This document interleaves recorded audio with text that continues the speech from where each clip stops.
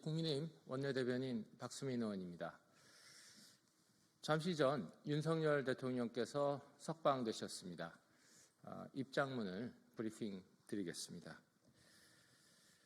지난 석 달여간 대통령이 선포한 계엄에 대한 수사가 있었습니다. 그러나 그 수사 과정은 심각하게 오염되고 훼손되어 왔습니다. 이번 석방을 계기로 그간의 왜곡과 흠결들이 이제 간신히 정상 궤도로 회귀하기 시작했다고 생각합니다. 먼저 양심과 소신에 따라 판결해 주신 사법부에 경의를 표합니다. 대한민국 사법부의 품격과 자존심을 최후의 보루로서 지켜주셨다고 생각합니다. 다만 마지막 순간 석방 지휘를 하루가 넘게 늦춘 검찰에 대해서는 아쉬움을 표하지 않을 수 없습니다. 법원이 재반 사정을 다 감안해서 내린 구속 취소 결정인데 어떠한 사유로 석방 지휘를 늦춘 것인지 이해하기 어렵습니다. 그러나 마지막 순간 대검 지휘부가 헌법에 따라 또한 상식에 따라 양식 있는 판단을 해주셨다고 생각합니다.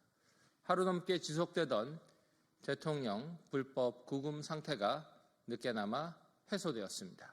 대단히 환영합니다. 이제 헌법재판소의 시간입니다. 근본 대통령 석방을 계기로 대한민국의 법치주의와 헌법은 이제 회복과 치유의 길로 접어들어야 합니다. 헌법재판소는 오로지 헌법의 원리 속에서 균형 있고 현명한 평의를 해주셔야 합니다. 헌법재판소는 그동안 검찰의 수사 기록을 대단히 많이 참고하셨습니다. 그런데 그 수사 기록들은 근본 법원의 구속 취소 결정으로 그 정당성이 심각히 부인되었습니다. 내란죄를 헌법재판에서 빼고도 형법상의 내란죄에 대한 수사 기록을 많이 참고해 왔던 것입니다. 헌법 원리에 배치되기도 하지만 동시에 그 수사 기록들이 근본 구속 취소 결정으로 상당 부분 부정된다는 것을 다시 상기드립니다. 따라서 헌법재판소는 오로지 헌법적 원리의 회복과 발전, 그리고 법리에서 확인된 실체적인 진실에만 입각해서 판결해 주셔야 합니다.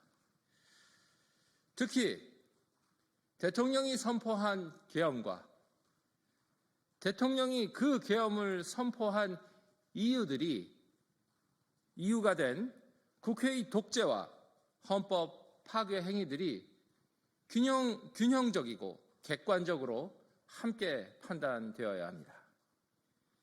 계엄과 내란은 다릅니다. 계엄 이꼬르 내란이라는 조작되고 창조된 선입견은 이제 사라져야 합니다. 그간 헌법재판소의 대통령 탄핵 심판 지휘는 무수한 논란을 일으켰습니다. 이제 그 논란들도 치유의 길로 접어들어야 합니다. 국민적 통합과 헌정 질서의 회복을 향해야만 합니다. 균형 있는 헌법적 원리의 해석 속에서 최선 다해 주시기를 기원드립니다. 감사합니다.